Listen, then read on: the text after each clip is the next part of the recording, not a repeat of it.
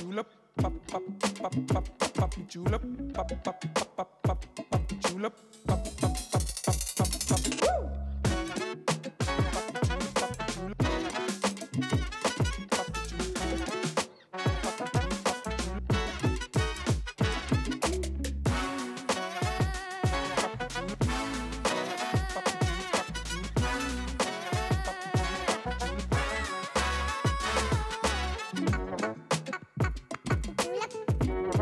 Salut mamie.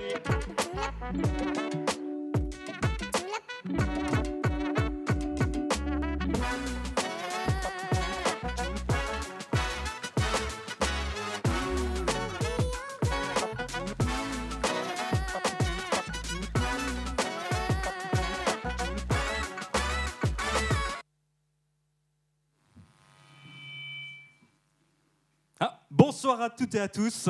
Bonsoir Président. Bonsoir Madame la Vice-Présidente. Bonsoir Présidente du Conseil de développement d'Alsace. Bienvenue également à celles et ceux qui nous regardent, qui nous écoutent en ligne sur les réseaux sociaux. Alors ce soir, pour donner une impulsion, une dynamique citoyenne à cette nouvelle année 2023, notre Président Frédéric Bierry souhaite échanger avec l'ensemble des Alsaciennes et des Alsaciens. Alors, Président, vous avez autour de vous les membres du Conseil de développement d'Alsace, qui est notre assemblée citoyenne au sein de la collectivité européenne d'Alsace. Ce sont des femmes et des hommes qui viennent de toute l'Alsace, des jeunes, des un peu moins jeunes, voilà, ayant toutes et tous des expériences de vie différentes. Et puis surtout, ce sont des citoyens et des citoyennes et des citoyens qui sont particulièrement engagés. Alors, et nous sommes également sur vos réseaux sociaux, en direct sur vos réseaux sociaux. Et donc, chers téléspectateurs, parce qu'on a un petit peu l'impression d'être à la télé ce soir, on ne va pas se mentir, n'hésitez pas à commenter sur le chat, sur vos chats différents, à poser vos questions. Nous avons aussi à nos côtés Caroline Kellner qui sera chargée de relayer vos questions dans les différents échanges. Donc merci beaucoup Caroline aussi d'être présente ce soir. Et puis nous avons 1 heure devant nous pour échanger ensemble sur une question que vous avez choisie, Président. Quelle Alsace demain ? Quelle Alsace demain ? Alors, une question très ouverte qui nous invite vraiment à nous en poser beaucoup d'autres. Alors avant, je donne un petit peu la parole à Lara Millon, qui est la vice-présidente aux finances et déléguée à la démocratie locale. Voilà. Et donc vous avez la parole. Merci, mais quelle belle idée, Président, quelle belle idée. Je me vois encore, on évoquait ce sujet. Déjà, la création du Conseil de développement, ce n'était pas juste un Conseil de développement. C'est une vraie instance de réflexion, d'écoute. Et vous le savez, vous avez énormément déjà travaillé et vous allez encore beaucoup travailler. Et le tout, ce n'est pas de dire, voilà, il y a un Conseil de développement et puis, tant pis, on verra bien. C'est véritablement de travailler avec vous, de vous écouter, de réfléchir ensemble. Et effectivement, quand le Président a dit, en début d'année, moi, j'ai vraiment envie d'évoquer le sujet important de l'Alsace avec les personnes engagées auprès de nous, c'est le Conseil de développement et les citoyens.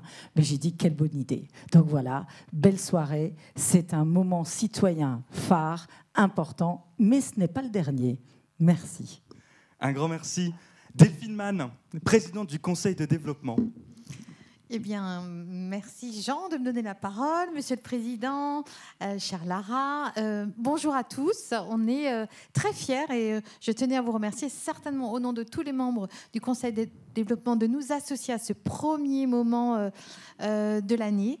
Ça nous donne une force, une crédibilité, une notoriété, puisque nous sommes en train de travailler, depuis le mois de mars, et on a déjà accompli un sacré boulot avec notre premier avis, qui n'était pas facile. Donc, au nom de tout le monde, merci pour cette heure, merci d'avance pour ce moment. Eh bien, un grand merci.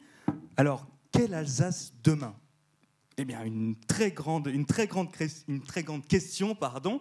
Je vous propose directement d'aller dans le vif du sujet, de commencer cette soirée, cet échange de questions, cet échange aussi d'idées et d'expressions, de propositions pour cette soirée.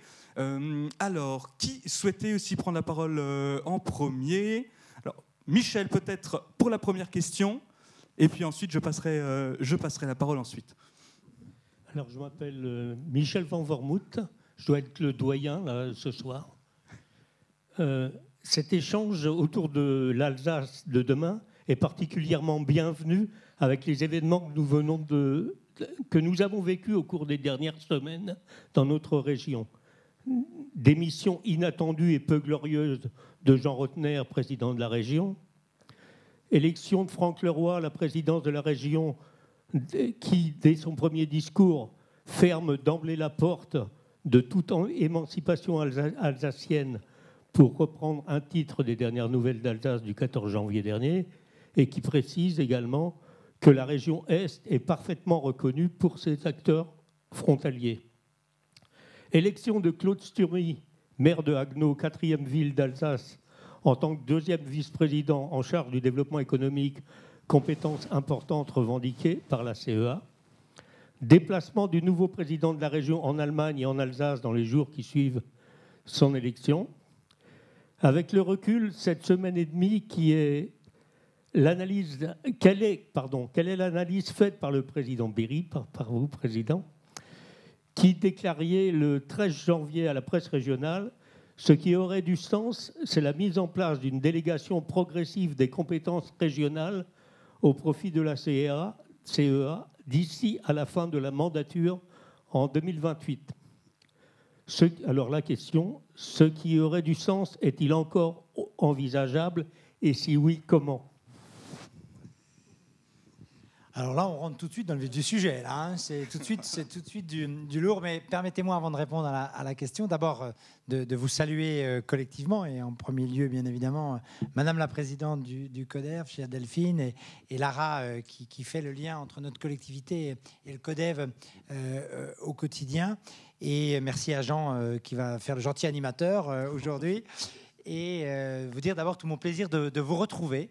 De retrouver l'équipe du CODEV, parce que j'ai gardé un superbe souvenir du moment d'échange que nous avons pu avoir à Bâle-Novo pour justement évoquer le sujet du transfrontalier, qui est un de nos enjeux majeurs, et parce qu'on pense que l'Alsace, c'est un des éléments du Rhin supérieur, et que l'avenir de l'Alsace dépend beaucoup de l'espace rhénan, et donc tout ce qui peut être mené à cette échelle-là a profondément du sens pour les collègues et moi-même, et c'est pour cette raison que j'étais très heureux de ce moment, d'abord du travail que vous avez effectué pour faire des propositions très concrètes dans le schéma alsacien de coopération transfrontalière que nous avons travaillé. Puis j'ai apprécié aussi la méthode, parce que vous aviez mis, vous avez d'abord eu un travail collectif, et ensuite vous avez mis de l'animation, et la façon dont vous avez aussi transmis votre message, théâtralisé le message. Je crois que c'était aussi une très belle façon de faire passer des messages politiques. Ça doit peut-être aussi nous inspirer, nous élus, sur la façon d'améliorer la façon dont on passe un message politique. Et donc vraiment, j'étais très heureux de ce moment-là. Et donc, quand j'ai vu dans le programme que nous allions nous retrouver ce soir, c'était avec beaucoup de plaisir que nous vous recevons avec Lara dans notre salle des séances habituelle ici à Colmar. Alors, le sujet de l'Alsace. Alors d'abord, je voudrais vous rassurer, ma détermination est intacte et totale. Je pense que plus que jamais, et le départ de Jean Rotner a encore renforcé ce que je disais quelques jours avant qu'il parte, c'est que les planètes et les étoiles s'alignent pour que l'Alsace redevienne une région à part entière. Et cela pour plusieurs raisons. La première raison, c'est quand même le fruit du travail de l'année passée avec la consultation, où les Alsaciens ont été très clairs. 92,4% des gens qui se sont exprimés ont souhaité le retour d'une Alsace région à part entière. Et moi, vous savez, je suis un démocrate. Et j'aimerais bien que tous les élus soient des vrais démocrates. Quand il y a une consultation, que les gens s'expriment. Et je vous assure que si la consultation n'avait pas été dans ce sens-là, j'aurais fait le choix, à ce moment-là, de ne plus poursuivre cette démarche. Mais là, elle est très claire. Le nombre de gens qui ont participé à ce vote a été plus important que ceux qui ont voté à l'époque pour Jean Rotner en Alsace au moment où il a institué sa campagne. Donc ça démontre qu'il y a une légitimité de ce vote et qu'il doit être écouté. Donc détermination intacte parce que c'était à la fois la volonté des habitants et volonté qui a ensuite été confirmée par mes collègues qui m'ont donné mandat d'agir pour le retour d'une région Alsace à part entière. Je pense qu'aujourd'hui, c'est le sens de l'histoire. C'est le sens de l'histoire, d'abord parce que, vous avez vu, il y a eu beaucoup d'interventions récemment sur la décentralisation en disant qu'il fallait réduire le millefeuille institutionnel. Et notre démarche est assez simple. Elle réduit clairement le millefeuille institutionnel. De 3 collectivités, on peut passer à 1, c'est-à-dire qu'on a déjà rassemblé, on a déjà été exemplaire, puisqu'on a rassemblé 2 conseils départementaux du Haut-Rhin et du Bas-Rhin ensemble pour faire la collectivité européenne d'Alsace, ce qui est quand même, ça nous apparaît aujourd'hui normal et légitime, sauf que en territoire métropolitain de France, personne d'autre, enfin la Corse qui l'a fait, mais c'est un peu à l'écart, mais cette volonté-là, d'autres l'ont eue, mais nous l'avons réalisée. Et l'objectif, c'est de reprendre les compétences aussi de la région à l'échelle de la collectivité européenne d'Alsace. Et donc, de 3 collectivités, on passerait à 1. On réduirait le nombre d'élus. On réduirait de 2 administrations, on passerait à 1. Et en fait, de 3 à 1. Donc, ça simplifierait aussi la vie pour nos concitoyens. Donc, c'est quelque chose un processus qui, à mon sens, est un processus qui est voulu par une majorité des Français, voulu aussi par l'exécutif, parce qu'il y a eu des expressions fortes du président de la République et de la Première ministre dans ce sens, relayé aussi par les parlementaires alsaciens, toutes sensibilités confondues. Il y a eu d'abord un texte de loi, une proposition de loi des Républicains qui va dans ce sens-là. Ensuite, il y a eu le Rassemblement national qui a fait une proposition dans ce sens-là, et il y a eu une proposition de Renaissance pour aller dans ce sens-là. Il y a eu en parallèle des positions claires du nouveau président des LR, Ciotti, Éric Ciotti, qui a dit clairement, et j'ai eu l'occasion d'échanger avec lui, clairement qu'il est favorable à un retour de l'Alsace, et ça lui apparaît cohérent que la collectivité européenne d'Alsace prenne ses compétences au regard de l'organisation qui est déjà mise en œuvre sur ce périmètre. Donc aujourd'hui, je vois, c'est M. Séjourné, patron de Renaissance, qui a dit aussi récemment « les grandes régions n'ont pas de sens ». C'est pour ça que je dis que les planètes et les étoiles s'alignent, parce qu'il y a cette volonté. Ce n'est pas le président Leroy qui va décider de la réorganisation institutionnelle. Ce seront les parlementaires, sous l'impulsion aussi du gouvernement.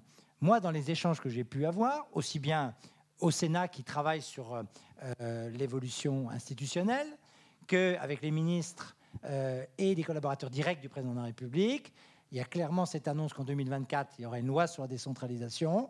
Et je pense qu'il faut que l'Alsace s'inscrive dans cette perspective-là. Pour moi, les conditions sont réunies pour qu'on soit inscrit. Et si aujourd'hui, j'ai voulu que l'Alsace de demain soit une question portée au CODEV, c'est parce que je voudrais encore renforcer notre démarche par un travail avec l'ensemble des habitants sur le projet politique et l'ambition aussi sur le fond que les Alsaciens peuvent avoir pour leur territoire. Parce qu'il y a l'ambition institutionnelle, elle est importante, mais il y a aussi qu'est-ce qui peut faire réenchanter la politique en Alsace, quel avenir on voit à l'Alsace. On a évoqué ensemble dans les sujets transfrontaliers la Life Valley. C'est un Life Valley, la vallée de la vie, la vallée du vivant que peut incarner l'espace rhénan. Et donc l'Alsace, c'est par exemple un objectif qui, à mon sens, peut être à relever pour l'avenir et donner envie aux habitants de se positionner dans ce projet-là. Mais j'ai besoin de vous, d'abord de votre analyse sur comment vous voyez l'Alsace de demain. Et j'ai besoin aussi, en parallèle, de vous pour aller vers les habitants, pour qu'eux aussi s'expriment. Et je pense que ça sera une des ambitions de l'année. C'est pour cette raison que je voulais démarrer par cela. Mais donc, moi, je suis très serein. Et d'ailleurs, le président Leroy, avec qui j'ai eu un échange très courtois, je lui ai proposé qu'on puisse travailler à la sortie de l'Alsace, mais aussi qu'on sorte par le haut les autres territoires, parce que tout le monde doit être gagnant de cette démarche. Il n'a ni dit oui ni non, il n'a pas fermé la porte à la discussion. C'est vrai que pour l'instant, il a dit c'est pas un sujet, l'Alsace, sauf qu'il a passé ses 4 premiers jours en Alsace. Si ce n'était pas un sujet, vous pensez vraiment qu'il aurait passé ses 4 premiers jours en Alsace? Donc, en tout cas, on a eu un échange courtois. On doit aussi travailler sur le fond de dossiers. Il faut qu'on arrive à travailler ensemble sur le fond des dossiers. On a une vision à ce stade différente, mais ce n'est pas le président Leroy qui définira le contenu de la future loi sur la décentralisation. Alors justement, pour parler de l'Alsace de demain, est-ce que nous avons encore d'autres questions? On va prendre d'abord peut-être 3 questions en ligne, Jean, parce que 3 sinon, questions en ligne. C'est président direct 3, comme ça je suis sûre que vous allez y C'est répondre. parti. Voilà, c'est pour ça que j'en pose 3 d'un coup. Je vais aller. Il y a une dame, Germaine Wirtlein de Bissheim, qui vous dit: Monsieur le Président, quand est-ce qu'on va sortir du Grand Est? Je crois que c'est perdu d'avance avec le roi. Quelle tristesse. J'ai 72 ans, j'espère que je vais encore le vivre. Je vous aime et vous admire. C'est elle qui le dit. Merci pour tout. Ça, c'est que du bonheur. Voilà. Merci beaucoup. J'embrasse Germaine je me disais bien que ça affectueusement. vous plairait, J'aimerais bien avoir que des questions comme ça. Voilà. Non, j'en ai d'autres. Il y a Louis Stamler de La Petite Pierre qui vous demande si c'est encore possible de nous sortir du Grand Est, malgré l'opposition catégorique du nouveau président. Merci de tout mettre en œuvre et insister lourdement pour y arriver. Je crois que vous nous avez dit que vous allez le faire. Et dernière question de Jonathan Reutenauer qui vous demande, en tant que simple citoyen, que pouvons-nous faire pour soutenir le démantèlement du Grand Est et donc le retour à une région Alsace? Je pense aujourd'hui que, je disais, les planètes s'alignent et il va y avoir des moments importants. Le moment important que moi je souhaite porter avec les Alsaciens, c'est quel projet politique, parce que je pense qu'il faut enrichir encore le projet politique, parce qu'on sera d'autant plus fort dans la future loi sur la décentralisation qu'on aura un projet politique incarné et porté par un maximum d'Alsaciens. Et donc ça fera partie d'un travail qu'on va faire au cours de l'année. Je voudrais rappeler en partie ce que j'ai dit, mais il y aura une grande loi sur la décentralisation en 2024. Donc l'objectif pour nous, c'est de se préparer à ce que l'Alsace et notre projet d'un retour d'une région Alsace à part entière soit inscrit dans ce texte de loi. Et c'est pour cette raison que j'ai beaucoup de contacts avec les parlementaires, parce qu'ils vont avoir un rôle important à jouer, beaucoup de contacts aussi avec des différents membres du gouvernement, pour expliquer les enjeux, les objectifs de la collectivité européenne d'Alsace, pourquoi on porte cette démarche. Et je vois qu'on a, grâce à la création de la collectivité européenne d'Alsace, acquis une respectabilité, une notoriété, parce qu'on a réussi à faire ce que très peu ont réussi à faire. Et donc, on a déjà cette légitimité. On est au rendez-vous aussi de nos compétences nouvelles qui nous ont été dévolues. Donc, ce qui fait qu'on est aujourd'hui en position de force pour négocier, d'autant plus que ça va dans le sens, je crois, souhaité et exprimé par le président de la République, par la première ministre à plusieurs reprises. Donc, et M. Séjourné, c'est aussi la voix de son maître en général. Donc tout ça me fait dire que ça va pouvoir être fait. Alors comment ça va s'organiser? Je le reprécise. Pour moi, c'est cette loi 2024 et il faut qu'on travaille pour être complètement intégré dans cette loi. Et c'est ce qu'on va faire.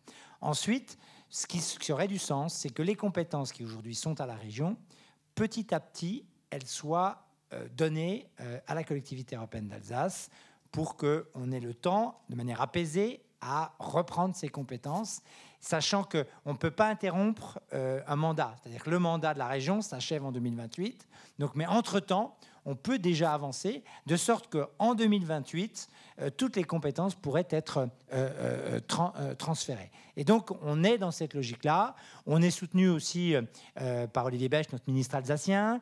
Donc, on a les parlementaires avec nous, ce qui a quand même évolué. On a des des porteurs du parti politique, des grands partis politiques qui ont compris cet enjeu. Donc on est quand même pour moi dans un contexte très favorable pour obtenir cette décentralisation et ce retour d'une région Alsace à part entière. Donc soyez en confiance.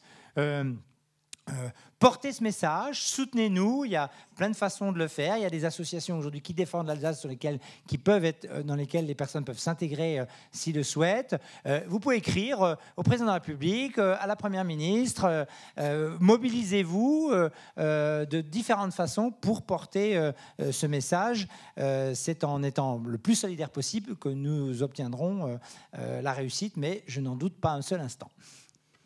Eh bien, un grand merci, effectivement. Est-ce qu'on a... Je crois que, Delphine, vous aviez également une question sur l'Alsace de demain, qui était aussi en rapport pas mal avec le travail qu'avait fait cette Assemblée citoyenne. J'ai toujours des questions. C'est mon moteur dans la vie, la curiosité. Oui, dans notre avis, notre premier travail, dans toutes nos réunions, bien sûr, nous avons travaillé sur ce sentiment, cet état d'esprit rhénan et comment le fortifier. Et bien sûr que dans tous nos échanges, en filigrane ou en surimpression, il y avait cette Alsace de demain avec la défense de ses biens communs, de ses valeurs et de son humanisme. Alors, j'aurais une petite question sur la Bürgerbeteiligung, qui est donc la participation citoyenne en Allemagne, qui est bien plus répandue que chez nous. J'étais hier chez le maire de Bad Krozingen, qui développe sa ville d'une manière absolument incroyable. C'est la ville qui se développe le plus dans le Bade-Württemberg, plus 9000 habitants en 10 ans. Enfin, voilà. Et il me disait que plus rien ne se fait vraiment sans la participation citoyenne, mais vraiment actée. Donc, est-ce que notre Alsace incarnera, grâce à nous notamment, là je fais de l'autopromo, cette participation citoyenne reconnue dans toutes les politiques publiques? Est-ce que justement notre rôle sera à vos côtés? Et j'ajouterai encore une autre impulsion. Toujours hier, dans la discussion, j'ai appris donc le résultat du référendum de Staufen, donc la ville de Faust, qui a consulté sa population sur la construction d'un centre culturel avec une médiathèque, une salle de 450 places. Et le résultat est fantastique puisque 68% des habitants ont voté pour. Et donc la culture, alors je disais aujourd'hui justement dans le journal que nos salles avaient plutôt des problématiques. Est-ce que... un grand effort pour la culture, la coopération transfrontalière, cet état d'esprit rhénan et la Bürgerbeteiligung feront partie de ces valeurs que nous transmettons déjà dans notre région, dans notre Alsace. Moi, je crois beaucoup. Alors, je crois d'abord à votre travail. Et si on a voulu Conseil de développement, c'est justement parce que et une organisation telle qu'on l'a imaginée en territoire, c'est parce que justement, on compte sur vous pour les courroies de transmission avec les habitants et pour nous faire remonter la volonté des habitants. D'abord, pour le Conseil de développement, du coup, et pour nous, avec Lara, avec l'ensemble des élus, c'est vraiment essentiel parce que votre capacité à remonter les besoins, les attentes, c'est quelque chose qu'on va essayer de prendre en compte et en considération le plus fortement possible. Je défends l'idée en parallèle de ça des consultations. Moi, ma référence, pour moi, c'est les votations suisses. Une référence allemande, je vais avoir une référence suisse. Pourquoi ? J'ai interrogé des jeunes Suisses récemment quand j'étais à Bâle pour la conférence du Rhin supérieur et je leur ai demandé est-ce que les jeunes Suisses sont plus intéressés par le vote que les jeunes Français. Pourquoi j'ai posé cette question ? Parce que j'ai eu l'occasion à plusieurs reprises de rencontrer des jeunes qui sont tout juste majeurs et je leur ai demandé s'ils avaient été votés aux élections régionales, départementales, présidentielles, etc. La plupart des jeunes que j'avais interrogés, alsaciens, n'avaient pas voté. Et c'était des jeunes que j'ai vus à Mulhouse, des jeunes que j'ai vus à Strasbourg, donc ils ne se connaissaient pas. Et ils m'ont dit pratiquement la même chose. Ils m'ont dit, on ne vote pas parce qu'on ne comprend pas comment fonctionne l'action publique, on ne se sent pas compétent pour faire des choix, et on ne comprend pas trop les partis politiques. Donc on est vraiment là dans un vrai problème démocratique de compréhension de l'organisation institutionnelle et du rôle de chacun, etc., et des partis politiques. Donc, j'ai voulu poser la même question aux jeunes Suisses. Et je dis, est-ce que vous allez voter? Et eux, ils m'ont dit, oui, on va voter. Et ils m'ont expliqué qu'ils s'intéressaient à la politique parce qu'ils savaient qu'on allait les consulter. Et ils se sont intéressés très jeunes à la politique parce qu'ils savaient que s'ils ne s'y intéressaient pas, ils ne seraient pas en capacité de voter. Donc, puisque là, récemment, les Suisses ont d'ailleurs demandé s'il fallait augmenter l'âge de la retraite des dames. Ils ont voté d'ailleurs favorablement à l'augmentation de l'âge de la retraite des dames, parce que ce n'était pas le même âge des hommes et des femmes. Je ne suis pas sûr que si nous, on faisait une votation en France en ce moment, l'augmentation de l'âge de la retraite serait validée. Mais c'est un autre sujet. Mais concrètement, moi, ce que j'ai trouvé intéressant, c'est que le fait qu'on ait des votations, qu'on ait des consultations où on demande à nos concitoyens de se positionner, ça a contribué à responsabiliser les jeunes générations. Et donc, pour te répondre, Delphine, du coup, moi, je pense qu'il faut, sur un certain nombre de sujets, des sujets importants, ne pas hésiter à consulter. Et moi, j'ai jamais aucun problème à ce qu'on ne soit pas du même avis que moi. C'est-à-dire que si je peux défendre une position, mais si les Alsaciens me disaient l'inverse, je respecterais bien évidemment la volonté démocratique. C'est le rôle que doit porter l'élu. Et je pense que de temps en temps, c'est important de consulter. Là, on l'a fait sur l'enjeu institutionnel. Mais, par exemple, là, je n'écarte pas la possibilité de consulter les Alsaciens sur la taxe poids lourd qu'on est en train de préparer. Donc, parce que c'est là aussi, c'est un sujet qui, je crois, concerne tous les Alsaciens. Et donc, ça peut avoir du sens de demander s'il faut aller dans cette direction-là ou pas. Et je crois bien évidemment à la culture, d'abord comme vecteur de lien. On a souhaité, au niveau de la collectivité d'ailleurs, conserver une politique forte en la matière. On est dans un contexte budgétaire compliqué. On perd 40 millions, on a 40 millions de dépenses supplémentaires en énergie. Donc ça bien sûr, nuit à notre capacité d'agir. Mais pour autant, les acteurs, le secteur associatif, qu'il soit sportif ou culturel, on a décidé de conforter notre engagement et surtout de ne pas en mettre en difficulté le tissu associatif, parce que pour nous, c'est important. Et je pense que l'ouverture aux autres, la culture, et notamment cette culture rhénane, qui nous permet aussi de tirer parti des bonnes pratiques côté allemand et suisse, ça doit nous enrichir aussi dans notre façon de travailler. Et moi, je n'ai pas de problème à ce que j'appelle faire le japonais, c'est-à-dire pomper les choses qui sont sympas chez les autres et faire en sorte ensuite que ça puisse être utile à l'Alsace et aux Alsaciens. Alors, d'autres questions, il me semble. Je suis trop bavard. Alors, on arrive presque à 30 minutes. On avait un échange d'une heure, Président. Attention, je crois qu'il y a eu 3-4 questions qui se sont posées jusqu'à présent. Donc, essayons d'être brefs sur les échanges de chacun. C'est pas ma grande qualité. Tout en apportant, bien sûr, l'information essentielle que vous souhaitez transmettre.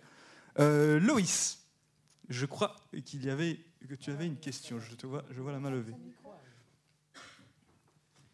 Donc, moi, je suis Louis Di Giovanni, je viens du plus beau canton d'Alsace, du canton de Moutzik, dont est originaire Monsieur Frédéric Bierry. Donc, ma question s'adresse à vous, bien sûr. Donc, Monsieur le Président, mes chers collègues, ma question est sur les structures des administrations françaises, car il y a trop d'administrations en France.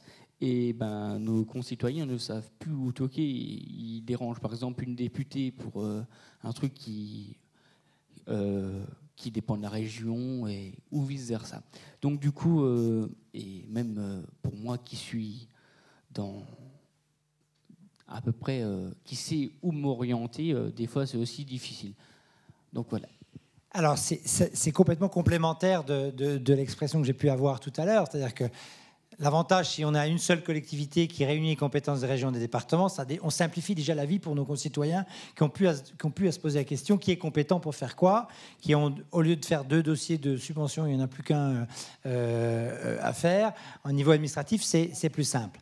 Mais au-delà de ça, ta question, Loïs, c'est aussi de pouvoir mieux former au fonctionnement institutionnel.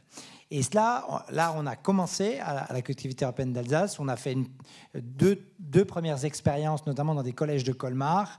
On a commencé à intégrer une formation à la démocratie. Parce qu'on s'est rendu compte que c'était nécessaire justement d'expliquer comment ça fonctionne. Alors, bien évidemment, il y a le corps enseignant, il y a les professeurs qui vont apporter une certaine connaissance, une certaine expérience. Mais moi, j'ai demandé à mes collègues élus aussi d'agir et d'être proactifs dans les établissements scolaires. Parce que je me suis rendu compte récemment avec ma belle-fille que son professeur de sciences économiques et sociales croyait qu'encore il y avait un conseil général du Bas-Rhin et un conseil général du Haut-Rhin en Alsace. Et que donc c'était peut-être nécessaire qu'en complément de l'information des enseignants, les élus viennent être proactifs et travaillent avec les jeunes. Et chaque fois que je suis allé dans des rencontres avec les jeunes, ça a toujours été enrichissant, pour moi en tout cas. Et c'était toujours, je sentais les jeunes intéressés. Donc, par contre, ce qu'il faut, et c'est la méthode qu'on a essayé d'employer, c'est d'être dans quelque chose de très interactif et qui aide à prendre conscience du rôle d'un élu et comment une organisation institutionnelle fonctionne. Alors, il me semblait qu'il y avait également d'autres questions. Oui, alors, priorité, est-ce que vous êtes galant à choisir la galanterie? Là, vous n'avez plus trop le choix. Très bien. Donc, Colette Schatz, je viens de Souls, dans le Haut-Rhin, je précise. Voilà, j'ai une question qui sort un peu de ce que vous êtes en train de dire, qui est voilà, vous savez que nous sommes dans une région à risque naturel, à risque lié à la santé, aussi industrielle. Ma question est la suivante. Comment envisagez-vous d'améliorer la gestion des risques, mais en particulier la prévention des risques, en particulier donc, ces risques naturels, les risques liés à la santé? Alors, c'est un champ très large. C'est un champ très large. Alors, on est en responsabilité d'abord sur la prévention des risques des mobilités routières. Donc ça, c'est des sujets que nous travaillons beaucoup, d'abord en améliorant au fur et à mesure la sécurité des routes avec un certain nombre d'équipements. Dans la prévention des risques, il y a des risques de santé. Bien là, on est acteur notamment sur la lutte contre les cancers, hein. Donc on mène des actions en prévention cancer du sein, cancer colorectal, cancer du vagin. On est sur des actions éducatives de sensibilisation et de prévention en matière de santé. On est sur des sujets très sensibles environnementaux. Quand je vois aujourd'hui la démarche que nous avons menée pour essayer pour poursuivre cette démarche de déstockage des déchets à Stocamine, et ça ne nous aura pas échappé que la justice nous a donné raison à plusieurs reprises. Et là, depuis l'arrivée de Christophe Béchu, le nouveau ministre de l'Environnement, on a pu renouer du lien, parce que ce n'était pas le cas avec son prédécesseur, qui ne voulait pas écouter le territoire par rapport à cet enjeu de prévention de la nappe phréatique, parce qu'on a la plus grande nappe phréatique d'Europe, une des plus grandes du monde. Notre enjeu, c'est de protéger l'avenir des futures générations et donc dépolluer, enfin en tout cas éviter que la pollution n'atteigne la nappe. C'est quelque chose de très précieux pour nous. Donc là, on est en train de travailler avec le ministre. J'ai bon espoir qu'on puisse relancer une partie de déstockage. Ce n'est pas encore gagné, c'est compliqué, hein.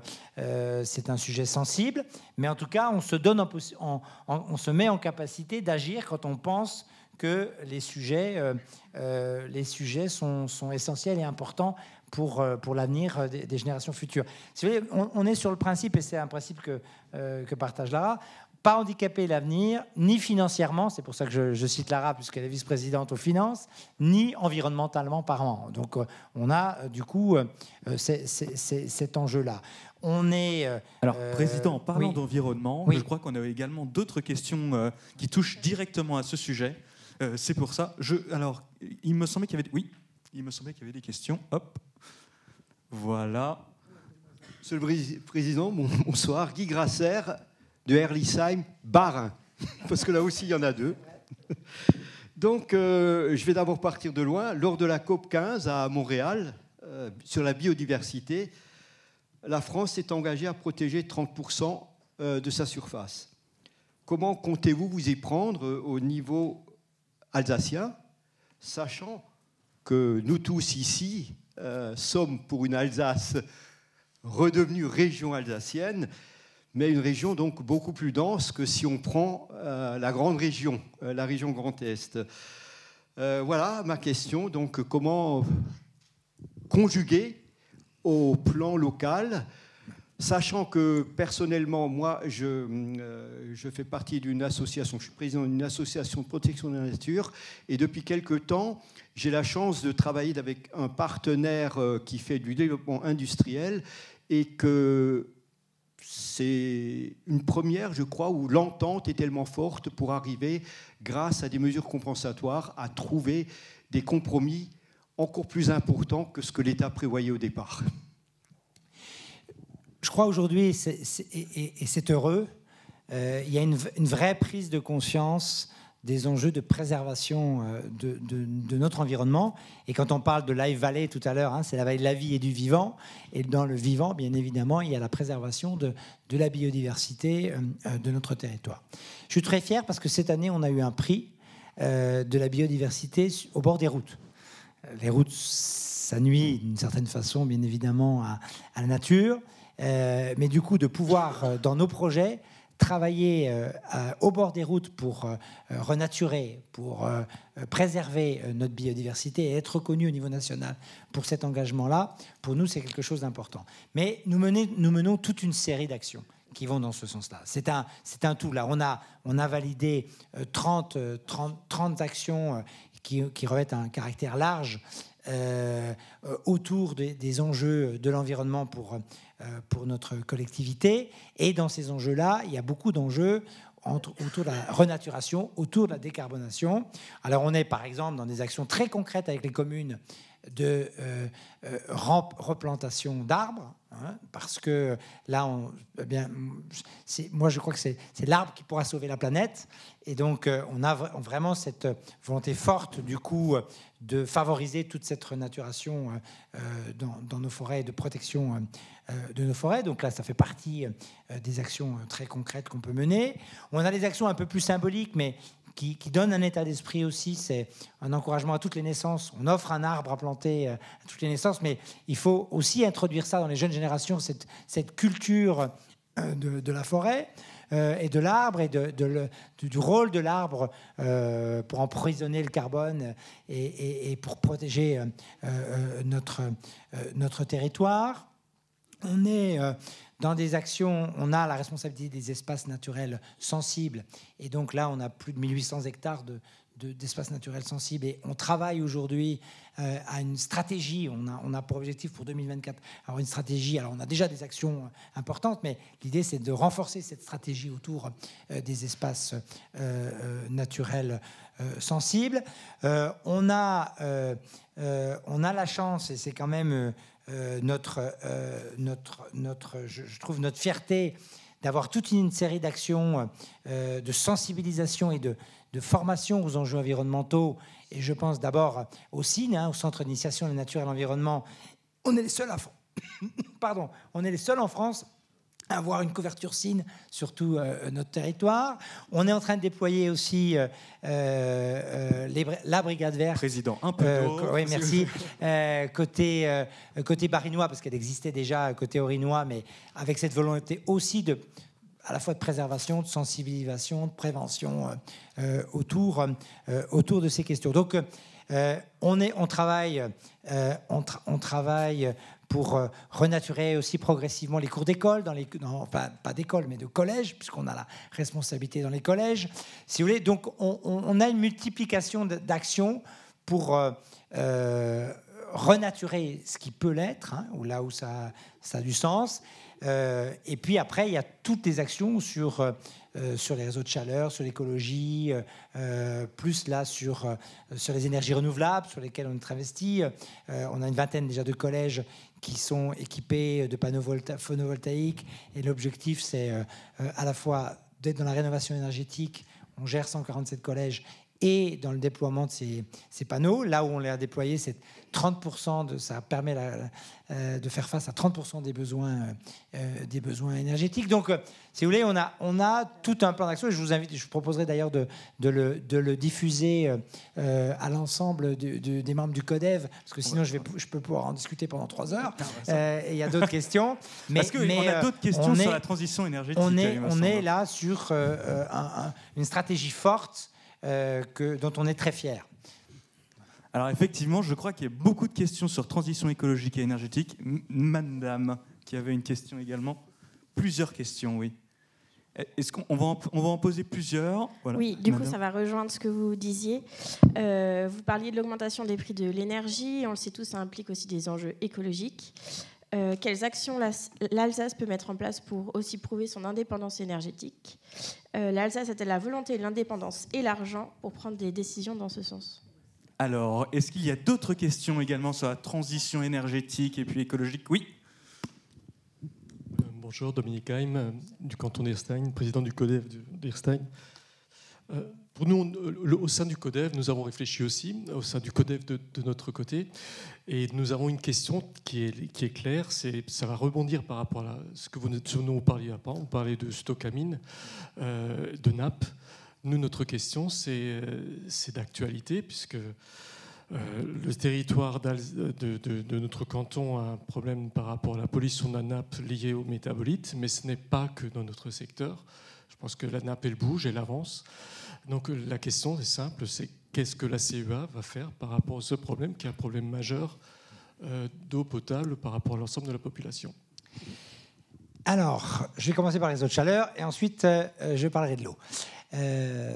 On a engagé tout un travail de diagnostic de l'existence de réseaux de chaleur, d'énergie renouvelable sur le territoire alsacien pour voir là où ça fonctionne, là où il y a des vrais besoins. Et on a une vraie ambition, c'est que l'ensemble du territoire alsacien soit couvert de réseaux de chaleur. Il y a plusieurs objectifs à mes yeux. D'abord, assurer une production énergétique suffisante par rapport aux besoins de nos concitoyens.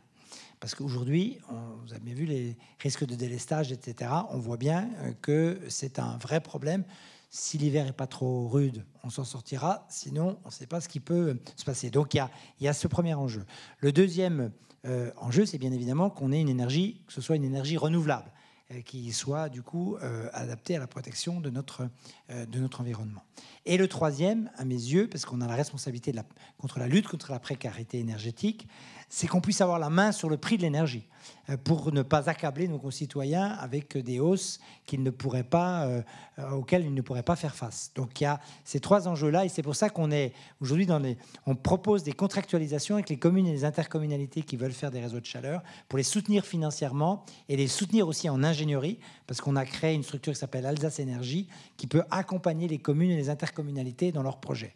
À une condition, c'est que ce soit toujours un projet où les territoires gardent la main, parce que je ne voudrais pas que les opérateurs d'énergie, qui du coup utilisent aussi, la spéculation, machin, etc., sur l'énergie fossile et l'impact sur des énergies renouvelables. Donc du coup, il y a cet enjeu de protéger et de pouvoir garantir un coût de l'énergie qui reste accessible et acceptable pour nos concitoyens. Et d'ailleurs, là, on en a parlé il y a quelques jours avec le président d'M2A, de l'agglomération de Mulhouse, et on va être partenaire de la SEM d'énergie de M2A, qui va récupérer de l'énergie fatale. Hein. Il y a un vrai potentiel aujourd'hui d'énergie grâce à l'énergie fatale. Donc ce projet est très structurant pour toute l'agglomération de Mulhouse, et on va être partenaire de M2A pour faire cela.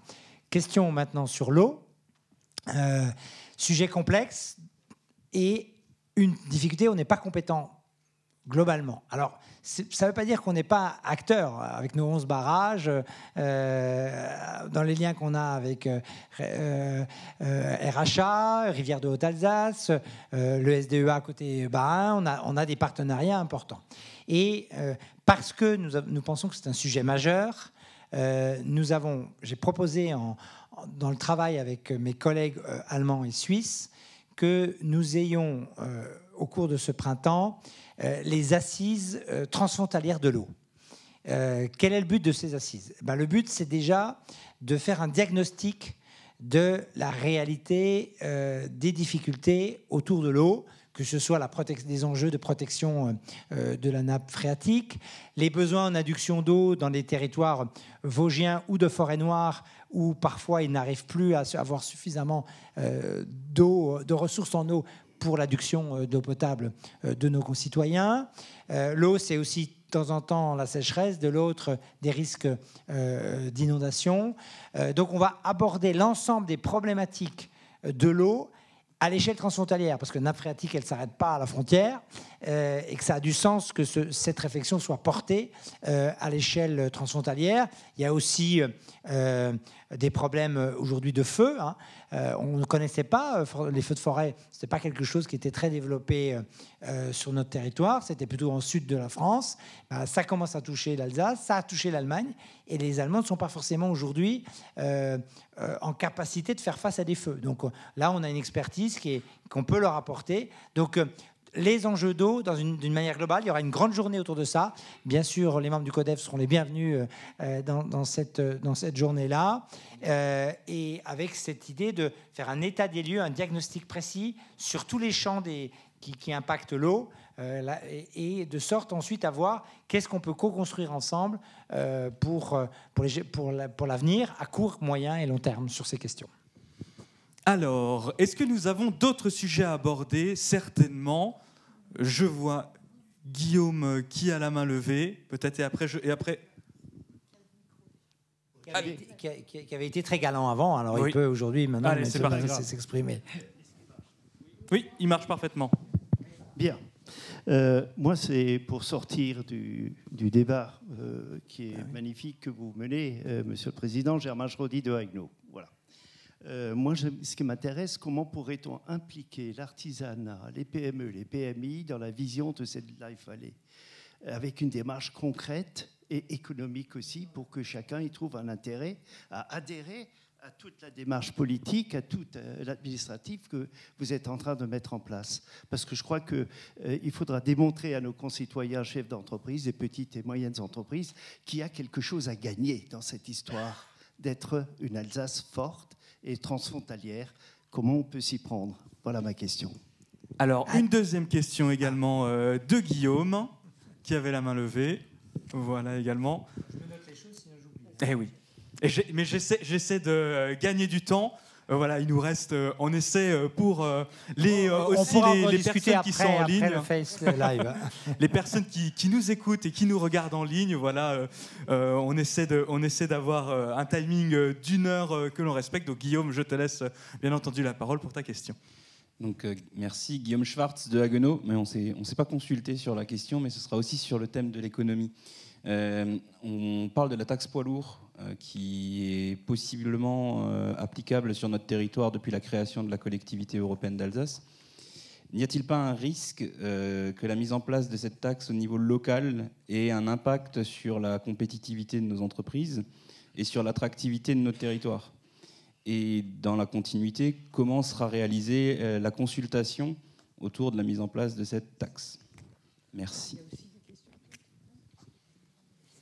Là, ou j'ai encore d'autres questions? Alors, est-ce que Karine, il me semble, avait également une question? Et puis ensuite, promis, on vous laisse la parole, Président, ensuite. Alors, bonsoir, Président Biry, Karine Beller de d'EPFIG. J'avais une question plus générale, mais vous évoquiez tout à l'heure les enseignants qui ne font pas encore la communication sur la CEA, qui font encore le distinguo entre le Bas-Rhin et le Haut-Rhin. Donc, dans notre communication, les uns et les autres, auprès des citoyens de nos communes, le nombre de personnes qui ne savent pas ce qu'est la CEA, ils sont encore très nombreux. Donc, quelles sont les solutions, d'après vous, pour changer ça? Puisque si on veut les consulter demain, il faudrait qu'ils sachent aussi ce qu'est la CEA. Alors, Président, je vous propose un challenge. Oui. Répondre à ces 3 questions en 10 minutes. Oh, punaise. Punaise. Bon, alors, première question sur le commerce, l'artisanat, l'économie. Alors, on n'a plus droit, depuis la loi NOTRe, aux aides directes aux entreprises. Mais on est un porteur fort de beaucoup de dynamiques économiques. Bon, je vais donner quelques exemples. D'abord, sur le commerce. on finance la Chambre de commerce pour faire ce qu'on a appelé du business sourcing, c'est-à-dire créer du lien entre les entreprises sur l'espace rhénan pour garantir notamment les besoins économiques du territoire. Et donc ça, c'est par exemple une action qu'on mène, très concrète. Et à l'époque, c'est grâce au business sourcing qu'on avait pu produire des masques à l'échelle alsacienne. Mais là, l'idée de la CCI, c'est d'élargir plus fortement. On est, par nos actions d'aide à la rénovation énergétique, à l'adaptation du logement, on est gros pourvoyeur de travaux de réhabilitation de logements. Donc là, on fait travailler très concrètement l'artisanat du bâtiment sur le secteur. On met des moyens importants sur les stations de montagne. Donc les stations de montagne, c'est aussi l'économie touristique du territoire, et d'ailleurs de manière globale. Alsace Destination Tourisme, qui est notre agence de tourisme, on est dans un vrai soutien. Et là, on va accueillir une grosse opération autour de la gastronomie, puisque nous allons accueillir les grands chefs du monde, enfin d'Europe, pas du monde, c'est un peu exagéré, mais d'Europe et de France en Alsace, qui nous permettra de valoriser la gastronomie alsacienne. Donc on a beaucoup d'actions indirectes en faveur de l'économie et qui sont essentielles. Nous sommes les plus gros financeurs des routes, puisqu'on a 6300 km de routes dont nous avons la responsabilité. Donc tous les travaux publics sur nos routes, c'est aussi nous, c'est 120 millions d'investissements annuels sur les routes. Donc tout ça, ça fait travailler l'économie alsacienne. Mais je pourrais vous donner comme ça aussi des sujets sur l'agriculture. Mais en tout cas, on est là dans une action économique qui est forte, parce qu'il faut que je tienne les trucs. La taxe poids lourd. La taxe poids lourd, je rappelle le contexte. Pourquoi elle a été imaginée initialement, c'est tout simplement parce que, comme nos amis allemands sur l'axe nord-sud, ils ont mis une taxe qui s'appelle la Maut, les grands transits, ils traversent le Rhin pour ne pas payer la taxe. Et donc c'était de là qu'est née la création et l'idée d'une taxe. Si j'avais complètement les coudées franches, je ne taxerais que les entreprises étrangères, ce qui nous permettrait qu'ils contribuent au coût des routes sans impacter les entreprises alsaciennes. Aujourd'hui, nous travaillons à la possibilité de mettre cette taxe poids lourd, mais nous travaillons aussi à toutes les actions qui peuvent être menées pour exonérer un maximum d'entreprises alsaciennes, mais tout en respectant la loi. Le droit européen nous cadre là-dessus. Bon, déjà, on va exempter le monde agricole. C'est-à-dire que ça, on a le droit de le faire. Donc les agriculteurs, dans le premier voyage, ils ne paieront pas la taxe. Première chose. On est en train de regarder, une directive nous permettra a priori d'exempter les petits tonnages, jusqu'à 7,5 tonnes, ce qui devrait nous permettre, là aussi, d'exonérer essentiellement nos artisans, parce qu'ils sont aujourd'hui dans cela. On réfléchit aujourd'hui, on travaille avec un certain nombre de grosses entreprises pour voir l'impact que pourrait avoir le paiement de cette taxe, pour justement voir comment on peut trouver des compensations à cela. Côté belge, ils ont notamment mis en place des compensations au titre de formation, qui du coup, bon an, mal an, ont fait que je dirais l'économie du territoire n'a pas eu à subir une pression plus forte avec la mise en place de cette taxe. Et on s'est inspiré de cette taxe qui a été mise en place en Belgique pour réfléchir à celle qu'on imagine. Donc on est vraiment très attentif. On a tout un travail en ce moment pour voir comment on peut préserver. Tout dépend aussi des axes. Parce qu'il y a des axes qui sont surtout utilisés pour le grand transit. Ceux-là seront taxés, mais on n'est pas obligé de taxer. Tous les axes ne seront pas taxés. Donc, du coup, on peut aussi tenir compte de cela pour les entreprises du territoire. On sait aujourd'hui qu'il y a aussi des enjeux d'investissement dans l'hydrogène, etc. Et là, ça pourrait être, en contrepartie de ces financements, des soutiens qu'on pourrait essayer de construire avec les entreprises. Donc, si vous voulez, pour l'instant, on regarde tout cela. Et à l'issue de tout ce travail qui aura été fait, on sait qu'on pourra prendre une décision définitive fin 2024. Et à ce moment-là, selon le contexte, soit on a trouvé plutôt consensus avec le monde économique et ça ne justifie pas de consulter. Si on voit que par contre c'est tendu, etc., on sera plutôt là dans une consultation qui permettra aussi aux gens de défendre leurs différents intérêts et les Alsaciens ensuite pourront s'exprimer. Mais je rappelle quand même que ce contexte permet aussi aujourd'hui à des entreprises étrangères qui abîment nos routes, parce que les gros camions, d'abord, pénalisent, mettent en danger nos concitoyens. On a eu beaucoup d'accidents sur la 35 ces dernières années. Et un camion, les gros, ça équivaut à 800 000 passages d'une voiture. Et donc, ça contribue aussi au surcoût d'entretien des routes. Et donc, qu'il y ait une part de celui qui utilise, et notamment l'étranger, qui ne paye aucune taxe en France, au coût des routes, ce n'est pas choquant. Et l'argent qu'on récupérera nous permettra encore d'améliorer les routes et de faire notamment dans des enjeux ferroviaires ou dans des enjeux de fret, d'apporter des moyens supplémentaires qui peuvent là aussi servir par contre l'économie. Donc on est très attentif et ce travail-là se fait avec le MEDEF, avec les structures aussi représentatives du monde économique parce qu'on veut justement avoir du cousu humain. Ça, c'était la deuxième question. Et la troisième question sur la communication. Alors là, je vais vous avouer une chose. Si on ne communique pas suffisamment, c'est à cause de moi. Alors, je vais vous dire pourquoi. C'est parce que je suis un radin et que on est, sans doute, une des collectivités dont le budget de la communication est le plus faible. Quand je vois ce que la région Grand Est dépense pour faire région, pour faire exister artificiellement une région, nous, quand on dépense la communication, par exemple, l'année dernière, on a fait de la communication pour consulter les gens, pour informer sur la consultation. Mais peut-être que du coup, on ne consacre pas suffisamment d'argent sur l'information. Et puis, quand on a une collectivité qui fonctionne, nous, les gens, ils ne râlent pas sur les routes, parce qu'en plus, même le service public, nous, quand il y a des travaux, on les fait la nuit pour ne pas embêter les gens. Donc, du coup, si vous voulez, quand les gens, ça fonctionne, ils ne se demandent pas qui fait. Et donc, ils ne savent pas que c'est nous. Les collèges, les routes, etc. Demandez si les gens savent ce qui se passe sur le REM et les transports ferroviaires. Qui sont à la responsabilité de la région. Alors là, ils savent tout ce que c'est la région et la SNCF, parce que ça fonctionne pas. Alors, mais voilà, c'est voilà, peut-être que on doit renforcer la communication. Et c'est pour ça que l'idée, c'est d'aller vers les jeunes, et notamment dans les collèges, ce que je disais tout à l'heure, parce que je pense que c'est dès le plus jeune âge qu'il faut expliquer comment fonctionne l'organisation institutionnelle. Mais c'est toutes les générations qui devraient être intéressées, comme. Ouais. Alors. C'est le rôle aussi des élus. Nos anciens ne savent pas du tout non plus ce qu'est la CEA. Ouais, je comprends. Alors, je sais, d'abord, on est une collectivité jeune, ça fait que 2 ans. Et puis, il y avait le conseil général du Haut-Rhin et du Bas-Rhin. Après, c'était le conseil départemental du Haut-Rhin et du Bas-Rhin. Et maintenant, c'est la collectivité européenne d'Alsace. Et demain, ce sera la région européenne d'Alsace.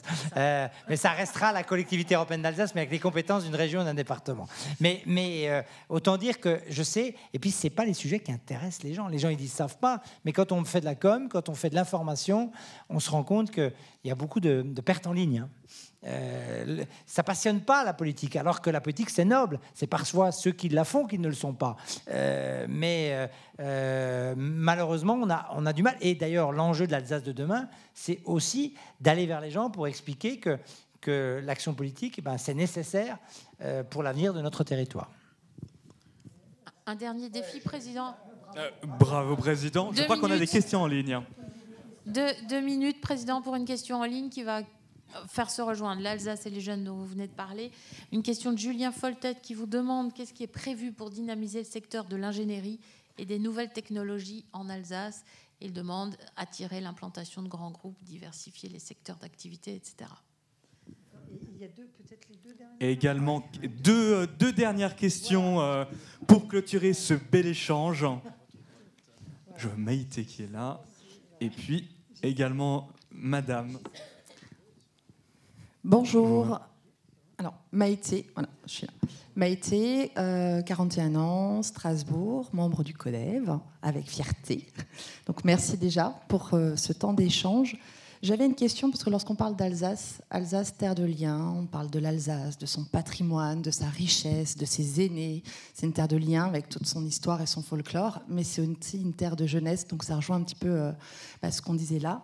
Et quand on parle de jeunesse, on a tendance à parler d'éducation ou de protection de l'enfance. Mais moi, j'avais une question sur l'avenir de l'Alsace. Eh bien, qu'est-ce qu'on va faire? Qu'est-ce qu'on peut proposer pour donner cette identité Alsace aux jeunes? Qu'est-ce qu'on peut insuffler comme identité, comme humanisme, pour que les jeunes s'approprient leur terre Alsace, puisqu'ils la vivent au quotidien?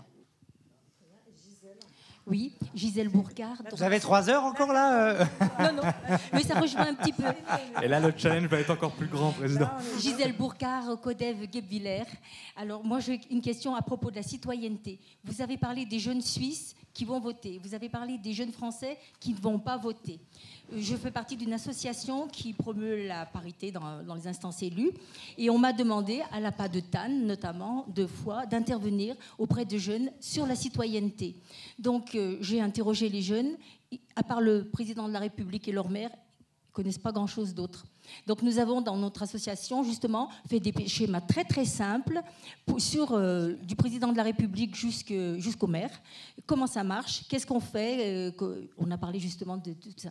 Et je me demande si on ne pourrait pas faire justement quelque chose au niveau de la citoyenneté par des associations. Je sais qu'il y a aussi, par exemple, l'Ordre du Mérite qui fait aussi quelque chose sur la citoyenneté, justement pour avoir comment dirais-je, un enseignement simple, très très simple. Moi, j'ai vraiment fait des fiches très très simples pour montrer le schéma de la politique du président jusqu'au maire.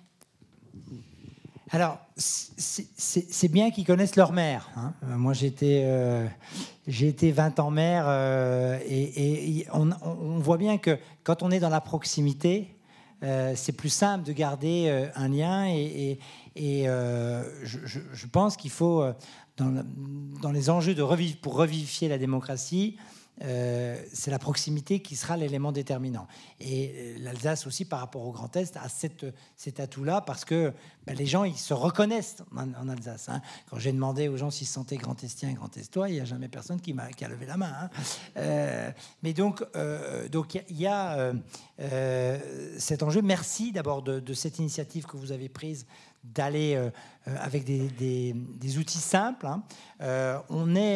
On travaille aussi avec les fédérations des MJC hein, pour qu'il y ait des actions justement avec des animateurs qui ont l'habitude hein, du lien avec les jeunes. Donc moi, je suis preneur de vos documents hein, que vous avez réalisés. Ça peut être un outil qu'on va pouvoir utiliser. Et vous avez raison, il faut qu'on multiplie les vecteurs d'information. Parce que certes, les élus doivent aller dans les collèges. Moi, je leur ai dit, hein, mes collègues, vous devez tous aller dans vos collèges pour discuter avec les jeunes, etc.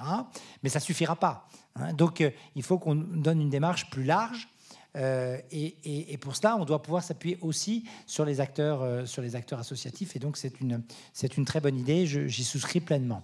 Sur l'Alsace, terre de liens, hein, c'était ça votre question. Bah, je pense aujourd'hui qu'on doit se saisir de toutes les opportunités. Ben, le transfrontalier, pour moi, est l'immersion.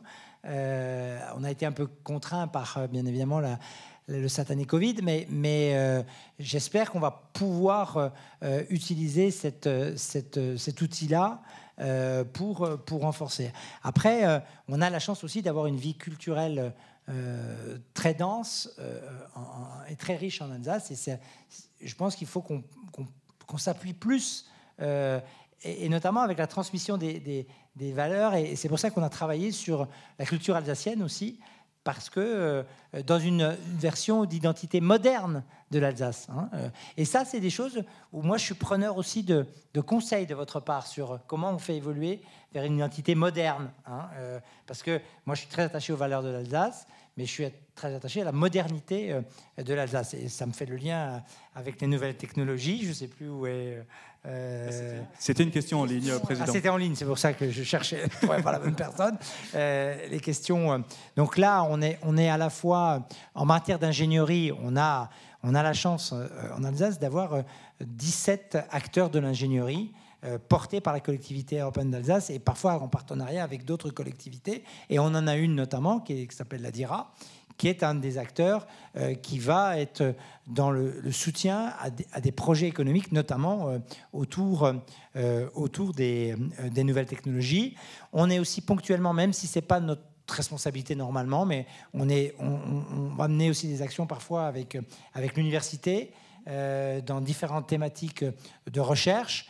Aujourd'hui, on cible un peu sur les nouvelles technologies autour de la santé, parce que pour nous, c'est l'enjeu de la Life Valley, la vallée de la vie et la vallée du vivant qu'on promeut, et parce qu'on a beaucoup de talents et de recherche sur ces sujets-là, et d'expertise sur ces sujets-là, et on veut en faire bien évidemment un phare pour le territoire alsacien. Mais on voit bien que la transition digitale, le numérique, les nouvelles technologies, c'est quelque chose qu'on doit absolument plus fortement investir, parce que c'est un enjeu d'avenir majeur. Eh bien, Président Voyer, un grand merci pour cet échange. Merci. Un grand merci. Voilà, le temps est dépassé, mais je sais qu'on pourrait continuer pendant des heures à discuter ensemble. Mais je crois, alors, ce sera plus en Facebook Live, mais on peut continuer à discuter. Et on va d'ailleurs continuer avec les membres du CODEV, bien volontiers, et on peut le faire autour d'un verre, ou on peut le faire encore plus sérieusement, si c'est votre souhait, mais c'est comme vous avez envie. Alors, peut-être pour clôturer le live, je vous propose de clôturer chacun, présidente du Conseil de développement, vice-présidente déléguée à la démocratie locale et puis président, de clôturer par un mot, peut-être qui reflète pour vous cette soirée. Citoyenneté. À refaire. Engagement.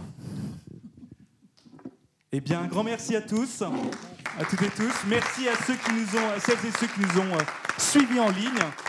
C'est, comme nous avons dit, c'est à refaire. Et donc, je suis certain que nous le referons. Un grand merci à tous. Belle soirée.